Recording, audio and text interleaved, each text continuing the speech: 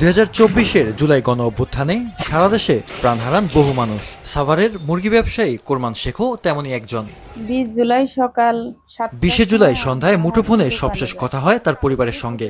বলেন দোকান বন্ধ করে বাড়ি ফিরছেন শিগগিরই। এর কিছুক্ষণ পরেই কোরমানের গুলিবিদ্ধ মরদেহ পৌঁছায় বাড়িতে। সে একটা পরিশ্রমী মানুষ ছিল, পরিশ্রম করে ছেলে মেয়েকে মানুষ করতেছিল, লেখাপড়া শিখাচ্ছিল যে ছেলে মেয়েকে মানুষের মতো মানুষ করবো। সে তো কোনো অন্যায় করছিল না, তার এইভাবে পুলিশ গুলি করে মারলো। এর বিচার চাই। আজ তো বিচার হলো না, 2 বছর হয়ে গেছে। আমাদের সকল শহীদ পরিবার এবং আহতদের একটাই দাবি, এই জুলাইয়ের প্রত্যেকটা হত্যাকাণ্ডে সুষ্ঠু বিচার হোক এবং তাদের শুধু বিচারের রায় ঘোষণা করলেই হবে না, সেই রায়গুলো কার্যকর করতে এবং যত দ্রুত সম্ভব কার্যকর করতে। একই আন্দোলনে পুলিশের গুলিতে পঙ্গু হন সাভারের মুদি দোকানি ইসরাইল ও দিনমজুর মঞ্জয়। এখন হাত অবস্থায় এখনো হাত দিয়ে আমি খাইতে পারি না, এখনো হাত দিয়ে আমি এখনো করতে পারি নাই। কিন্তু চিকিৎসা করতে করতে টাকা পয়সা আমার অনেক টাকা পয়সা ফুরায় গেছে। এখন আমার ব্যবসা বাণিজ্য লোনের পর চলে। Optical brighter, photo catalyst, active granule সমৃদ্ধ বসুন্ধরা পাওয়ার ওয়াশ, ঝলমলে কাপড়ে ফুরফুরে মন। এখন তো কোনো কাজ কাম করতে পারি না, কোনো মতে নেই আর কি যাচ্ছে। 5ই আগস্ট ঢাকার যাত্রাবাড়িতে আন্দোলনে অংশ নিয়ে গুলিবিদ্ধ হন কলেজ ছাত্র লালমনিরহাটের মিরাজ। চিকিৎসাধীন অবস্থায় 8ই আগস্ট মারা যান তিনি। ছেলের শোক সইতে না পেরে কিছুদিন পর মারা যান তার বাবাও। উপার্জনক্ষম এই দুইজনের মৃত্যুতে দিশেহারা পরিবারটি। ঢাকার থাকতো অনেক ফোন দিয়েছে, মা এমন আছে না এমন আছে, এখন ওটা তো ফুস করার লোক নেই।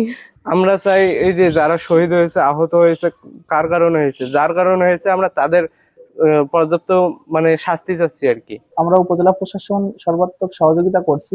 তাদের যে কোনো প্রয়োজনে বা যে কোনো সুবিধা অসুবিধায় আমাদের সাথে যোগাযোগ করলে বা আমাদের কাছে অনুভূত হলে আমরা প্রয়োজনীয় ব্যবস্থা নিচ্ছি। গণ অভ্যুত্থানে রাজশাহীতে নির্মম হত্যার শিকার শহীদ 2 শিক্ষার্থী সাকিব ও রায়হানের পরিবার শোক কাটিয়ে উঠতে পারেনি আজও।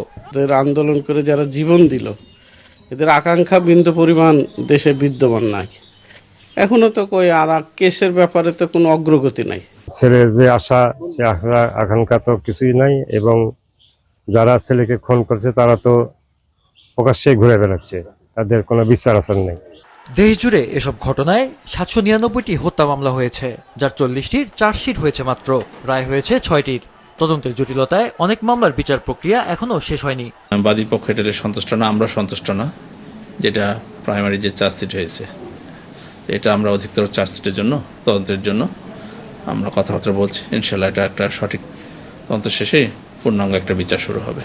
বিচার নিশ্চিত করেই গণতান্ত্রিক বাংলাদেশ গড়ার প্রত্যয় জানান স্থানীয় রাজনৈতিক নেতৃবৃন্দ।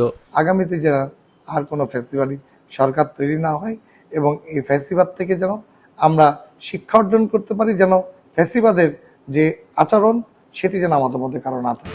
জুলাই গণ অভ্যুত্থানের শহীদ পরিবার ও আহতদের দাবি, যারা এই হত্যাকাণ্ডের সঙ্গে জড়িত তাদের দৃষ্টান্তমূলক বিচার নিশ্চিত হোক।